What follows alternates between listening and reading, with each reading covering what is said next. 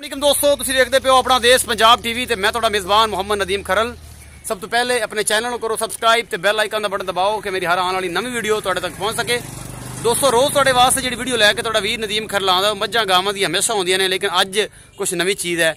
इहदे विच है तो मज्झां ही ने, लेकिन अगे विच तुसीं दो मेरी स्क्रीन दे विच बंदे वेख रहे जे। ए मेरे चाचा जी, चाचा शाहद ने गुजरात तो आए ने, और ए बजुर्ग जिहड़े मिठे जे खड़े ने, ये आदा नाम आपे दसणगे। ते ये चाचा रशाद ने जिन्हें भी गुजरात तो आए ने। कल एक वीडियो मैं चढ़ाई सी बाई शाहद दी, वो भी किते अगे पिछे होने ने। ए बंदे दी ए तुसीं वेखदे पे जे, जेहड़ा मेरे नाल मछलियां भी करदा है, ए बंदा मेरे नाल खप भी करदा है। ए जेहड़ा बंदा है, इहदी वीडियो चढ़ाई सी। चाचा शाहद नाल गल होई, सौदा होया साडा एक मझ दा। मझ मैं तुहानूं बाद च विखावांगा खलवा के। ते ए चाचा शाहद नूं हुण पुछना चाचा शाहद, ए चाचा शाहद ने ते ओ मालक शाहद ने, ये दो शाहदां दा रौला भी है। ते ए खरीददार है शाहद, ते लैण वाला भी शाहद है। इन्हां दे जिहड़े दोस्त ने या इन्हां दे वड्डे भाई ने, वो मेरा ख्याल जिथे भी है ने उन्हां नाल राबता हो के जिवें भी पहुंचे ने, ये सारी दास्तान जिहड़े ने चाचू शाहद सुनाणगे। उस बाद फिर मालक नूं पुछांगे। इन्हां सौदा आपे जिन्ने च मैं तुहानूं दस्सिया सी उन्ने च होया, कोई वादा घाटा तो नहीं कोई। जी चाचा शाहद बोलो, बिस्मिल्लाह करो। अस्सलाम वालेकुम सारे दोस्तों ने, की हाल है? ठीक हो? नदीम भाई खरल साहब नाल राबता होया साडा, असीं इत्थे आरफ वाला आए।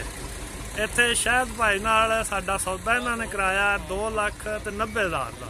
फोन ते होया सी सौदा मेरे नाल जा, ते इत्थे आके भी इन्ना होया। साडे नाल तावन कीता, बहुत इन्हां प्यार मुहब्बत कीती है, ते असीं इन्हां दे बड़े मशकूर हां कि जिन्हां साडी इन्नी रहनुमाई कीती है।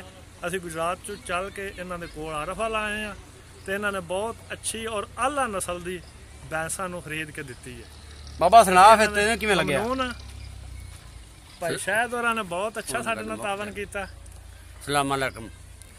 जनाब मेहरबानी सी, जनाब शहर को आया एर को अपना नदीम खरल को जी वीडियो ते मझ वेख के जी जी वीडियो ते टुरदे नाल कोल पहुंच गया। मझ लई 2,90,000 दे। सही।